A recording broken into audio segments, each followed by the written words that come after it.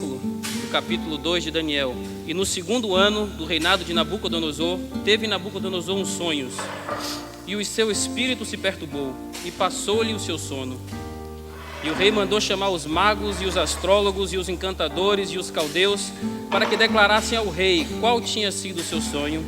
E eles vieram e se apresentaram diante do rei. E o rei lhes disse: tive um sonho, e para saber o sonho está perturbando o meu espírito. E os caldeus disseram ao rei: ó rei, vive eternamente, dize o sonho aos teus servos, e daremos a interpretação. Respondeu-lhes o rei, e disse-lhes: o que foi me tem escapado, ou seja, ele não lembrava mais do sonho. Se não me fizerdes saber o sonho e a sua interpretação, sereis despedaçados, e as vossas casas serão feitas um monturo. Agora vamos para o versículo 11. Já depois que ele conversou com todos eles, os magos, os astrólogos, os caldeus: porquanto a coisa que o rei requer, eles responderam ao rei, é difícil, e não há quem possa declarar diante do rei, senão os deuses cuja morada não é com a carne. Então o rei muito se irou e enfureceu, e ordenou que matassem a todos os sábios da Babilônia. E saiu o decreto segundo o qual deviam ser mortos os sábios, e buscaram a Daniel e os seus companheiros para que fossem mortos. 16. E Daniel entrou e pediu ao rei que lhe desse tempo para que pudesse dar a interpretação. Então Daniel foi à sua casa e fez saber o caso a Ananias, Misael e Azarias e aos seus companheiros. O rei disse que tinha tido um sonho, e esse sonho estava perturbando bastante o rei. Ele não estava conseguindo passar já o dia, que ele estava atormentando. Ele não lembrava o sonho, não lembrava o que era. E ele mandou chamar ao seu tempo os magos, os astrólogos, os sábios. Ele queria saber o que tinha acontecido. Creio eu que ele tinha algum pressentimento que seria uma revelação, alguma coisa que ele queria entender. E ele chamou, e foi já lá no versículo 4, quando um dos magos e dos caldeus tentou assim não ludibriar o rei, mas ganhar um tempo com o rei. Que eles disseram: ó rei, vive eternamente. Chegou já floreando o rei: dize o sonho que tu teves e nós interpretaremos, para ganhar um pouco de tempo, porque sabia, se o rei se irasse, seria uma coisa muito difícil. Eles tinham medo do rei. E aí o rei respondeu, como já lemos: não vou dizer o sonho que eu tive. Vocês vão ter que me dizer, consultem os seus deuses, e vocês vão ter que me dizer o que eu sonhei. Agora me digam, e me digam certo com a interpretação, para eu não cortar vocês em pedaços, é isso que despedaçados quer dizer, e pegar suas casas, suas famílias, seus parentes, todos, matarem e amontoarem, destruir sua casa e amontoar, fazer montes de pessoas. Então isso aterrorizou a todos. E o rei chamou seu capitão da guarda, Arioque, e deu a ordem a ele para que se cumprisse o que ele determinou. Ninguém me deu a interpretação do meu sonho, não me fez saber o que eu queria saber. Vá por toda a Babilônia e mate todos os sábios, todos os astrólogos, todos os caldeus, e arrasem com eles, porque eles não fizeram a minha vontade. Aí Arioque, capitão do rei, foi ao encontro de Daniel, homem de Deus. Chegou Daniel e cumpriu o que o rei mandou. O rei disse que os sábios todos têm que morrer, os caldeus têm que morrer, porque não interpretaram o sonho do rei. E Daniel, coitado, foi tomado de surpresa, porque o rei deu o decreto e já chegou o capitão da guarda para ele. Mas ele, como servo de Deus, não temeu. Não temeu. Daniel enfrentou de frente o seu problema. Daniel chegou: não, eu quero falar com o rei. Eu quero falar com o rei. Quer dizer, olha a situação. O rei disse: vou matar todo mundo. Tudo que é sábio, caldeia, astrólogo, mago, não me disse, eu quero todos mortos. Eu não quero Daniel vivo e fulano morto, eu quero todos mortos. Incluía Daniel. Ele chegou a Arioque: preciso falar com o rei, que eu preciso de um tempo. E aí está no versículo 16 do capítulo 2 de Daniel. E Daniel entrou e pediu ao rei que lhe desse esse tempo para que pudesse lhe dar a interpretação. 17. Então Daniel foi para a sua casa e fez saber o caso a Ananias, Misael e Azarias, seus companheiros, que também estavam no mesmo barco com Daniel. Se Daniel viesse a morrer, os três também iriam juntos. Versículo 18. Para que pedissem misericórdia ao Deus dos céus sobre este segredo, a fim de que Daniel e seus companheiros não perecessem com o resto dos sábios da Babilônia. Então Daniel, quando veio o problema, ele correu para cima do problema. Rei, eu quero que você me dê tempo, porque eu vou falar com o meu Deus e ele vai me dizer o que é. Aí ele chegou e foi para cima dos amigos deles, porque às vezes a gente enfrenta um problema e não tem com quem compartilhar. Meu Senhor, meu Deus, eu tenho uma prova, o que é que eu vou fazer? Se você ainda não está com a fé suficiente e que você vai falar com Deus, Ele vai te ouvir, então se achegue para um irmão, um amigo querido, que partilhe da sua mesma fé, que sirva ao Deus que você serve. Fale, irmão, vamos orar comigo. Não que eu esteja fraco, mas me ajude, interceda comigo.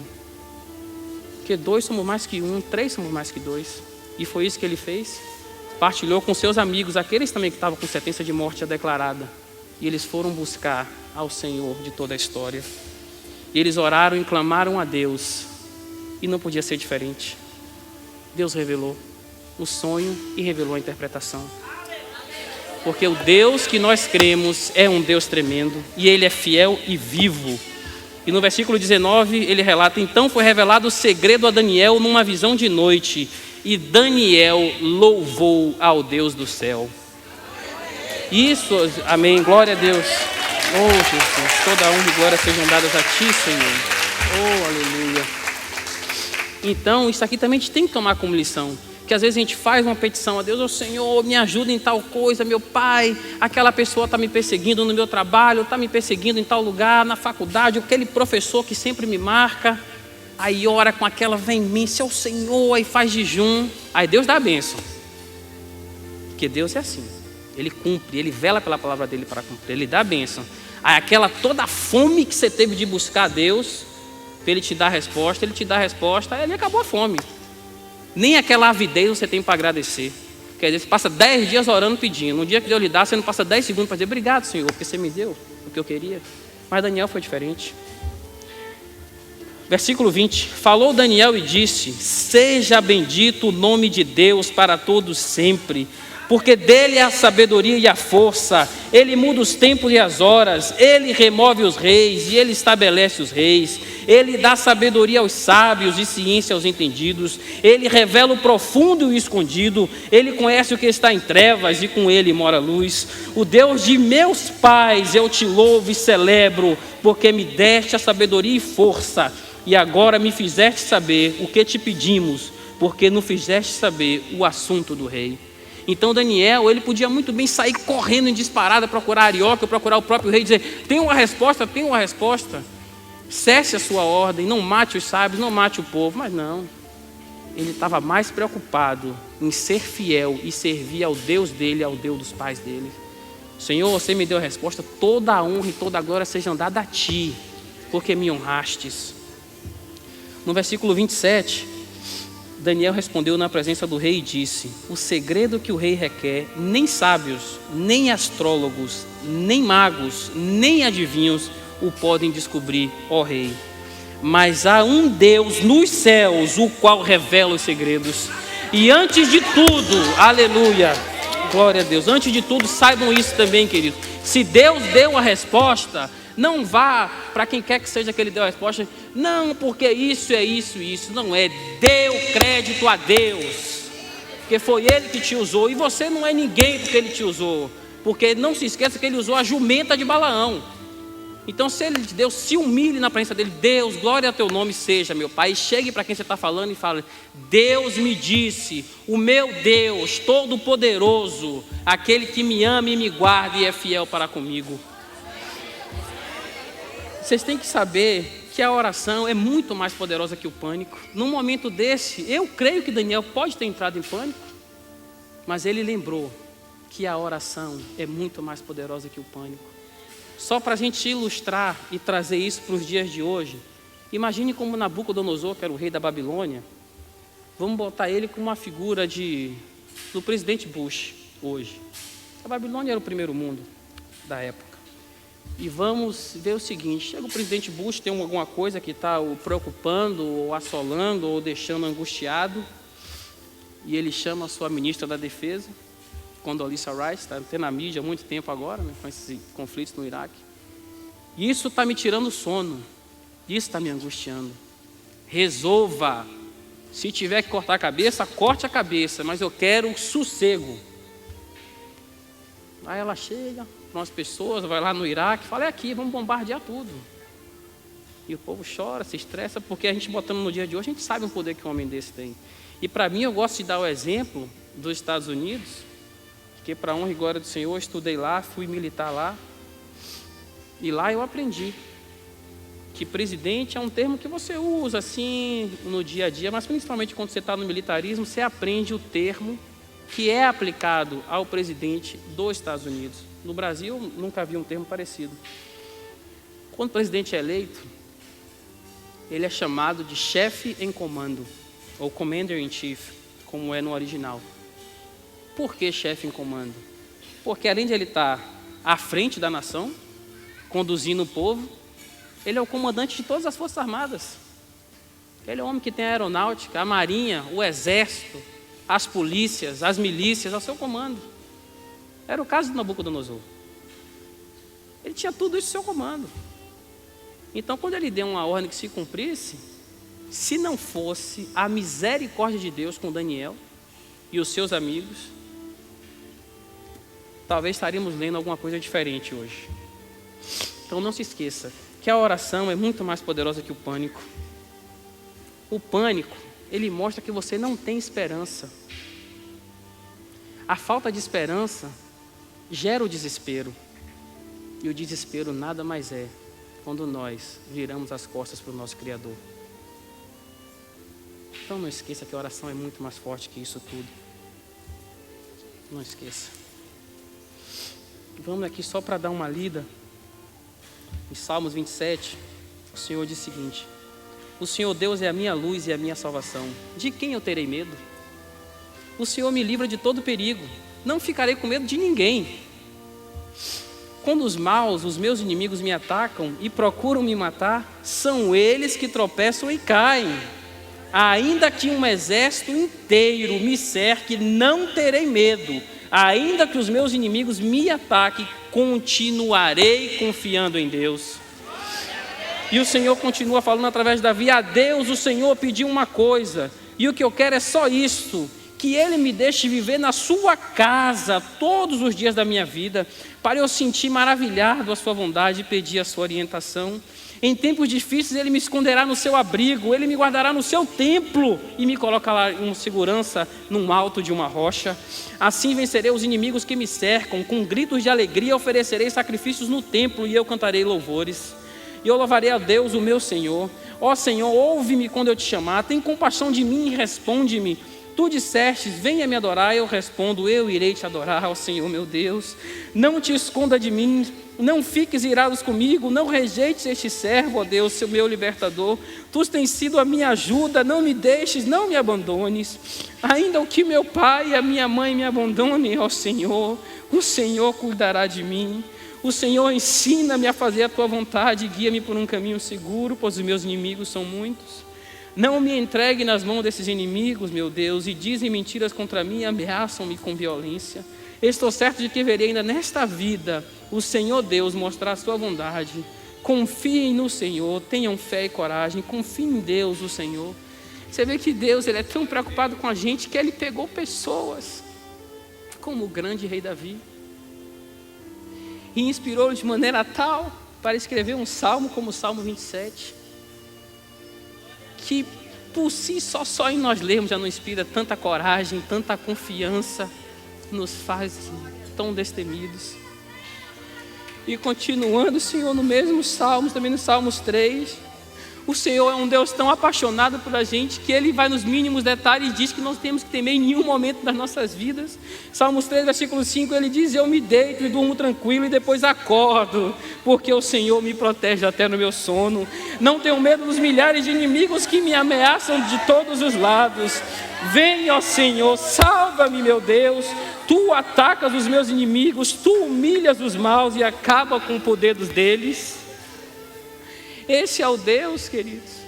Esse é o Deus que nós servimos. Esse é o Deus que eu aprendi a servir na minha meninice com os meus pais.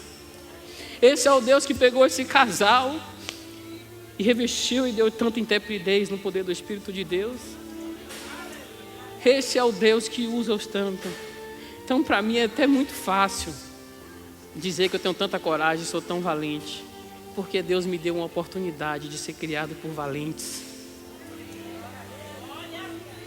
E em Isaías, capítulo 41, versículo 10, o Senhor falando: não fiquem com medo, pois eu estou com vocês. Não se apavorem, pois eu sou o seu Deus. Eu lhe dou força, eu os ajudo, eu os protejo com minha forte mão. Todos os seus inimigos serão derrotados e humilhados. Todos que lutam contra vocês serão destruídos e morrerão. Se vós procurarem os seus inimigos, não os acharão, pois todos eles serão desaparecidos. Eu sou o Senhor, o Deus de vocês. Eu seguro pela sua mão e lhe digo: não fiquem com medo, pois eu te ajudo. Em Josué 10, 24 e 25, o Senhor fala, Josué chamou os homens de Israel e ordenou aos oficiais do exército que tinham ido com ele, para que pegassem aqueles reis que eles acabaram de conquistar Jericó e pisassem no pescoço daqueles 6 reis. E depois ele fala, porque o Senhor o inspirou a falar: não tenham medo, não percam a coragem, sejam fortes e corajosos, porque o Senhor fará isso com seus inimigos. O Senhor colocará os seus inimigos por o cabelo dos vossos pés. O Senhor colocará os seus inimigos debaixo da planta dos seus pés, porque foi assim que o Senhor, Deus vivo de Israel, fez com Satanás. Ele pegou o teu filho Jesus e colocou o diabo debaixo do pé de Jesus. E nós somos hoje o Jesus Cristo da nossa geração. Ele é um conosco, nós somos um com Ele. E a palavra de Deus é a verdade, e Deus vela pela palavra dele para cumpri-la. Então nossos inimigos têm que estar debaixo dos nossos pés. Aleluia, glórias ao teu nome, Senhor.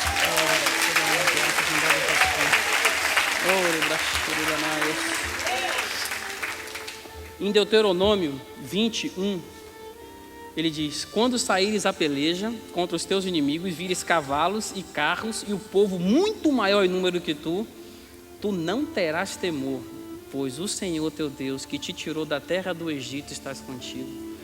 Aí às vezes passamos numa adversidade, ai Senhor, nos livra desse mal. O Senhor vem com tua grande e poderosa mão, te tira daquilo ali, te dá o escape, e depois você tem um problema muito menor e já está blasfemando e escarnecendo de Deus. Lembre-se do Deus que te tirou da terra do Egito. Lembre-se dele. Em Deuteronômio também, continuando 31, versículo 6, ele diz: sede fortes e corajosas, não temais, nem vos atemoreis diante deles, porque o Senhor vosso Deus é quem vai convosco. Ele nunca vai te deixar, nem nunca vai te desamparar. Aleluia, Jesus, porque tu és um Deus tremendo, que não nos abandona nem não nos deixa, Senhor. Oh, aleluia, Senhor. No livro de Hebreus, capítulo 13, versos 5 e 6, não se deixem dominar pelo amor ao dinheiro e fiquem satisfeitos com o que vocês têm. Pois Deus disse: eu nunca os deixarei e jamais os abandonareis. Portanto, sejamos corajosos e afirmemos: o Senhor é quem me ajuda. Eu não tenho medo. Que mal alguém pode me fazer? Vamos repetir. Portanto, sejamos corajosos e afirmemos: o Senhor é quem me ajuda. Eu não tenho medo. Que mal alguém pode me fazer? Eu já respondo logo: nenhum. Nenhum mal ninguém pode me fazer. Aleluia. No livro de Isaías, capítulo 51, versos 7 e 8. Escutem, vocês que sabem o que é direito. Quem tem a minha lei no seu coração, não fiquem com medo quando forem ofendidos. Não se aborreça quando os outros zombarem de vocês. Oh, Jesus. Pois eles desaparecerão com uma roupa de lã, destruídos por traças. Mas a minha vitória será total, o meu poder durará para sempre. Às vezes a gente está na rua e alguém escarnece da gente e fala de um ente querido nosso, e a gente se chateia, e às vezes quer pecar, quer bater naquela pessoa, quer xingar também, e não sabe o que é que o Senhor disse. Quando te injuriarem, quando falarem mal de você, quando mentirem sobre você, vamos lá no versículo 8, todos que fizerem isso, eles desaparecerão como uma roupa de lã comida por traças. Oh, aleluia, mas a minha vitória, diz o Senhor, e o meu poder durará para sempre. Oh, aleluia. Lá em Lucas, o médico amado, ele diz: até os cabelos das nossas cabeças estão contados. Não tem mais, bem mais vale você do que os passarinhos. Em outras traduções, bem mais vale você do que os pardais. Pardais, para nós que conhecemos, que são brasileiros, foi até uma tradução boa, colocaram na Bíblia. Pardal tem gente que chama de praga, tem tudo que é lugar, come lixo, come tudo. Mas vê se o pardal morre do nada, vê se ele cai, vê se ele passa fome. Não, porque Deus sustenta, foi Deus que criou. Se Deus sustenta o pardal, que tem muita gente que chama de praga, que dirá você, irmão, que é a semelhança dele. O pardal não tem medo de nada. Às vezes você está dirigindo na estrada, vê um pardal, se bate no seu carro e morre. Mas ele veio com um kamikaze e se bateu porque ele não tem medo do seu carro. O seu carro é infinitamente maior que ele. Mas ele não tem medo. Porque o pardal, eu creio que sabe quem criou ele. E às vezes os irmãos ficam: não, irmão, eu estou com um problema tão grande. Dá vontade de chegar: meu irmão, seu Deus é tão pequeno. Entendeu? Em Êxodo 14, versos 13 e 14, Moisés responde: não tenham medo, permaneçam firmes, e vocês verão que o Senhor vai salvá-los hoje. Nunca mais vocês vão ver estes egípcios. Vocês não terão de fazer nada, porque o Senhor dos exércitos lutará por você. E eu aplico essa palavra do Senhor hoje na minha vida, o que está escrito em Êxodo 14, verso 13 e 14. Principalmente no verso 13, quando ele chega e diz: não tenham medo, fiquem firmes, e vocês verão que o Senhor vai salvá-los hoje. Nunca mais vocês vão ver esses egípcios. Então, qual é seu egípcio nessa tarde? Seu egípcio é o vestibular que você vai prestar? Seu egípcio é uma prova na faculdade? Qual é seu egípcio hoje? Seu egípcio é um parente seu que está enfermo, está doente, e você pode ter chegado até a blasfemar do Senhor da história. Oh Deus, por que isso aconteceu comigo? Por que você não sara ele? Você não é o Deus que fez. Glória a Deus que meu Deus e o Deus dos meus pais, e eu creio que o Deus dessa igreja é o Deus que faz. Então qual é o seu egípcio nessa tarde? O que é que te dá medo? É o exército dos homens? São os carros, são os cavalos, os cavaleiros? Qual é o seu egípcio? Qual é o seu grande problema? Todos nós temos problemas, somos seres humanos. Um dia nós não diremos temos mais, quando estivermos na glória com o Senhor Jesus, não teremos mais. Temos, sabemos que temos. Mas glória a Deus que o Senhor, de todos Ele nos livra.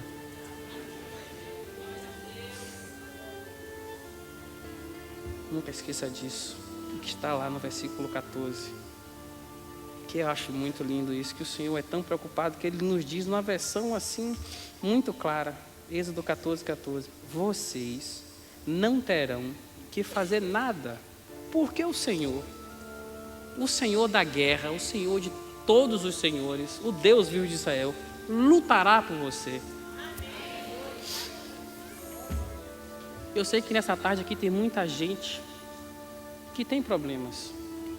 Como já falei, todos passamos por isso. Isso é uma coisa que está suscetível a nós humanos. Mas eu quero que vocês saibam como está escrito na palavra que prevalece, que os deuses de meus pais lutará por vocês.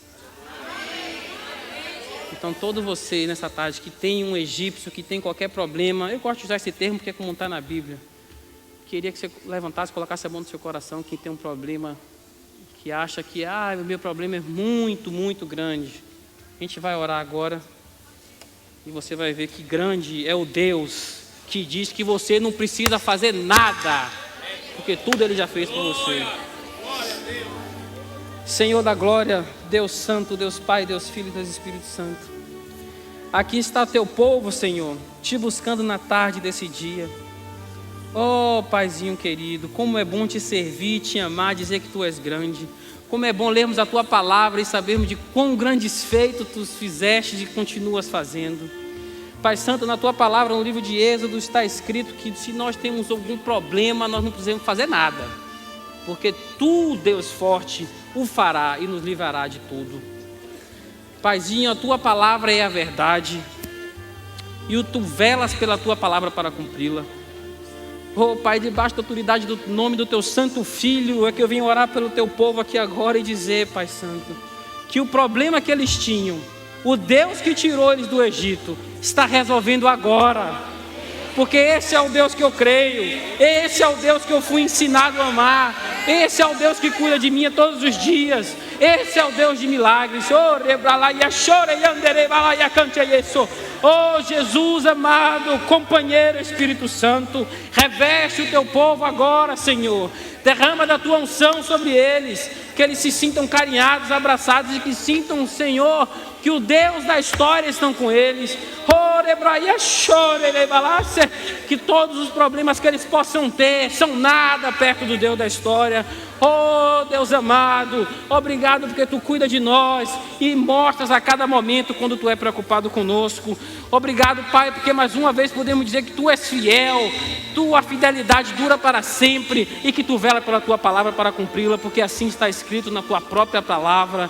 Oh Senhor, cremos que já recebemos, porque o Senhor assim nos faz crer e sentir no mais recôndito da nossa alma e do nosso ser.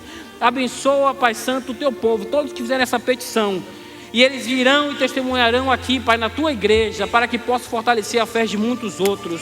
Abençoa-os, Pai, em nome de Jesus, e eu sei que o Senhor e o Deus da guerra já entrou com provisão. Amém.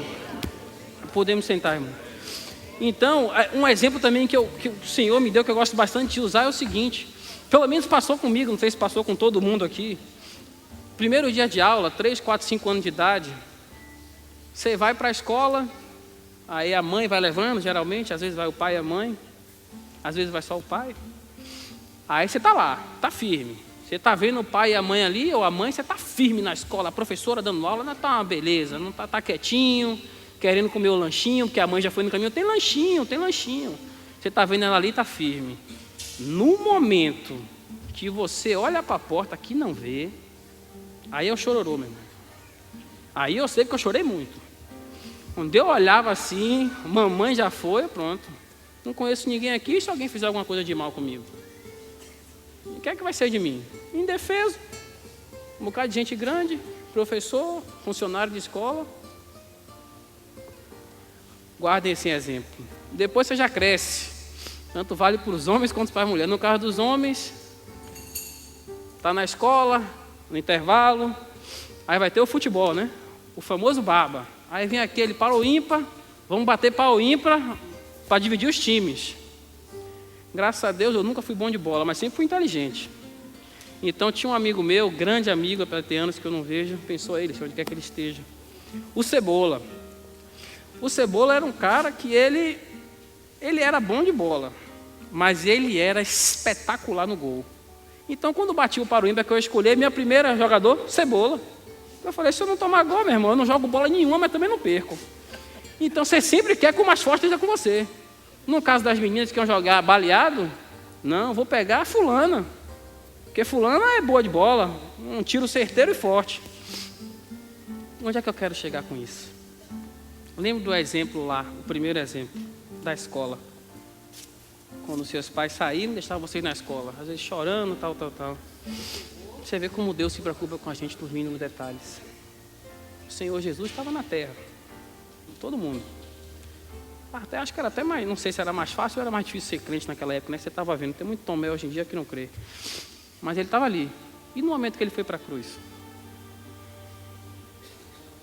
Como é que fica? Mas Deus é tão apaixonado pelo seu povo que ele falou, não. Meu filho vai para a cruz, que é parte de mim. Mas o meu espírito eu vou deixar com vocês. E deixou o espírito dele com a gente. Porque Jesus, quando ele andou na terra, ele estava ao nosso lado. Nunca nos abandonou. Mas o Espírito de Deus está dentro da gente.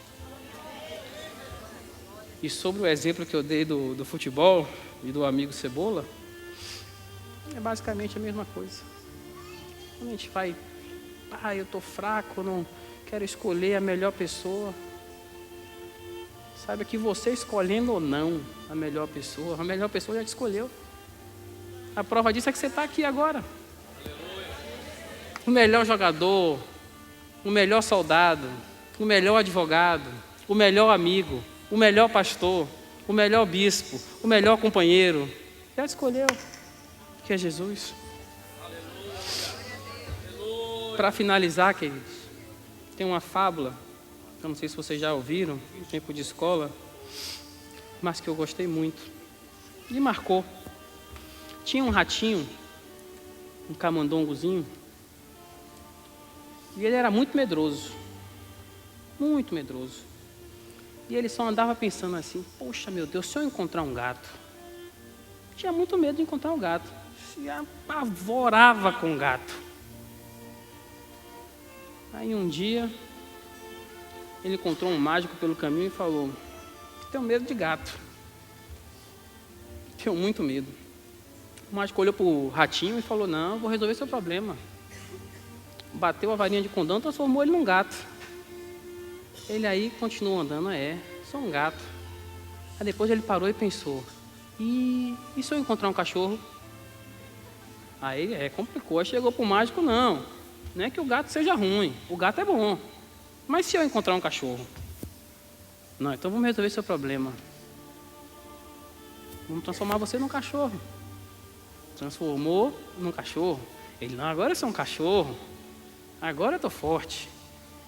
Aí ele parou e pensou, e se eu encontrar uma pantera? Vai me acabar? Aí o mágico falou, você está complicado, mas tudo bem, já que é a pantera será.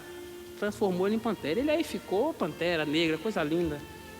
Aí depois ele pensou, pantera é forte, mas e se vierem os caçadores? O que será de mim? Aí o mágico olhou para ele e transformou ele num ratinho de novo.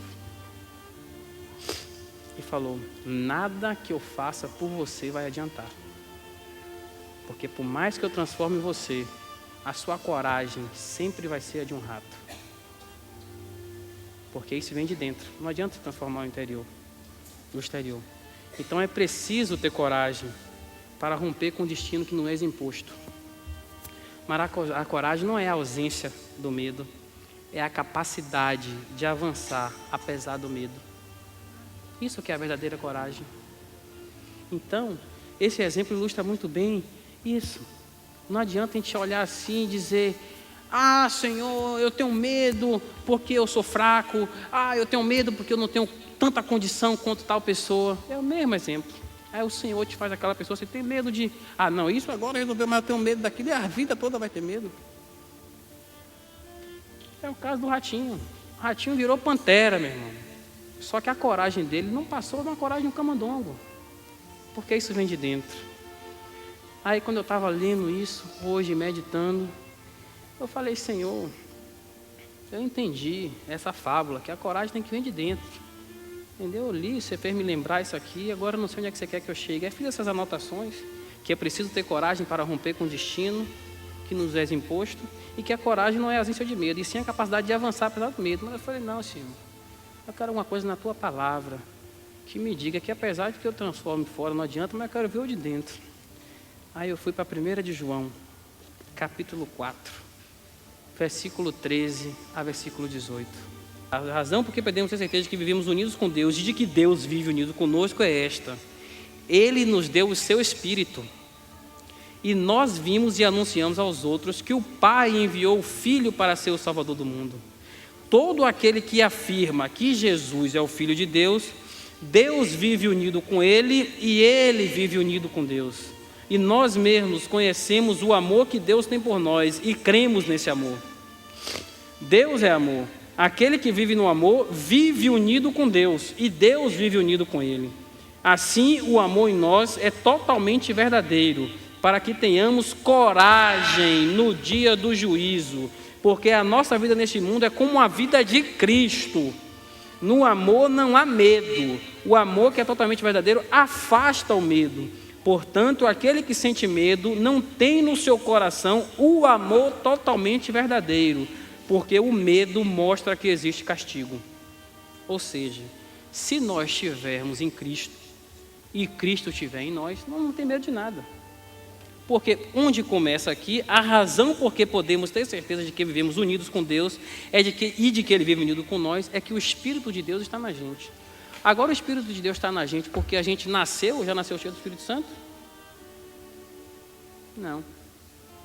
O Espírito de Deus está na gente porque a gente fez uma opção para que Ele estivesse dentro de nós. E essa opção a gente fez quando a gente abriu a nossa boca e disse que queria que Jesus estivesse conosco. Quer dizer, só em você confessar e dizer: Jesus, entre na minha vida, esteja comigo. Só por isso, você já tem o Espírito de Deus para morar em você, de bônus, né, podemos dizer. E o Senhor dá toda a história para guiar a sua vida. Eu não sei quantos de vocês aqui nessa tarde conhecem o Senhor Jesus. Eu sei que muitos de vocês conhecem. Uns conhecem de ouvir falar, outros conhecem de ver uma pessoa ou outra da sua família que anda com Jesus e vê o que é que Jesus fez com ele e através dele e continua fazendo. Mas eu te digo o seguinte: servir a Deus e amar a Jesus é uma coisa tão boa. Imagine você saber que você tem um pai que é um super-herói,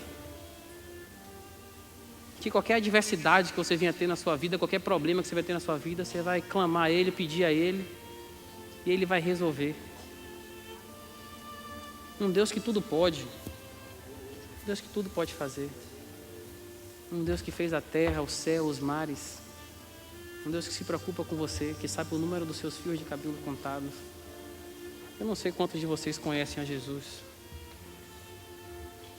mas uma coisa eu te digo: se você nessa tarde quer conhecer ao Senhor Jesus, o Senhor Jesus que vai te fazer um homem forte, uma mulher forte, o Senhor Jesus que vai diante de você de todos os seus problemas, o Senhor Jesus que vai te dar o Espírito Santo de Deus para entrar e fazer você uma pessoa cheia do Espírito Santo de Deus, uma pessoa intrépida, uma pessoa que não vai temer nada na sua vida. Ele está aqui te esperando. Ele está disposto a te abraçar, a te beijar, te carregar no colo e dizer: filho, eu te amo. Porque esse é o Senhor a quem nós servimos. Se você nessa tarde tem esse desejo de ter esse amigo fiel, esse companheiro, esse grande mestre, esse campeão dos campeões na sua vida, levante sua mão, dê um sinal, nós oraremos por você. Jesus te abençoe. Você quer conhecer Jesus, te abençoe. Você quer conhecer o Senhor nessa tarde, Ele quer, Ele te espera aqui na frente. Ele diz: vem que eu quero estar com você, eu quero lutar por você, eu quero ser o seu campeão. Eu não quero que você tenha problemas, porque antes de você nascer e você ter problemas, eu já tinha nascido e morrido na cruz e já virei a sua solução. Esse é o Deus que eu creio, esse é o Deus que os meus pais me ensinaram a amar. Se você quer esse Deus, dê um sinal, nós oraremos por você e você vai ver que grande diferença Ele vai fazer na sua vida. Você que está nos assistindo pela televisão, você quer se reconciliar com o Senhor, só basta você abrir a sua boca e dizer: Paizinho querido, Jesus, entra na minha vida, volta a reinar na minha vida, Senhor, vem administrar toda a minha família. Oh, Senhor amado, faça isso agora. Se você que está nos assistindo também quer aceitar Jesus pela primeira vez, faça a mesma oração, diga: Senhor, entre na minha vida. Oh, aleluia, toda a honra e glória seja dada a minha alma canta-te, Senhor. Grandioso és tu, grandioso és tu. Então minha alma canta a ti, Senhor. Grandioso és tu, grandioso és tu. Atila Júnior falava da sua experiência ali na América. Eu me lembro de eu e sua mãe ali em Riverside Military Academy em Atlanta, na Georgia, no momento em que eu vi meu filho comandando aquela companhia do Exército dos Estados Unidos. E hoje eu vejo ele aqui. Desde ontem Pela madrugada ele estava chorando diante do Senhor. E hoje pela manhã cedo ele estava ali, chorando diante do Senhor. Tem um pai que é bispo, conhecido na Bahia, no Brasil e around the world. Não chegou um só momento para dizer: meu pai, me diga aqui o que é que eu vou falar, me ensine o que é que eu vou pregar. Mas aquilo que ele pregou, ele viveu. A minha confiança não está em homens, nem em mulheres. Podia chegar para a mãe que é bispa: me ajuda, minha mãe. Eu vou falar o quê? Eu vou dizer o quê? Ora aqui por mim, ora comigo. Não. Em jejum, oração e buscando ao Senhor, para que o Senhor colocasse no seu coração a sua palavra. E a primeira vez que ele prega nessa igreja, diácono Átila Brandão de Oliveira Júnior, e o Senhor sela o seu ministério, trazendo vidas aos pés de Jesus Cristo pela sua instrumentalidade. É emocionante. É emocionante ver isso. É emocionante ver isso. Ah, meu Deus.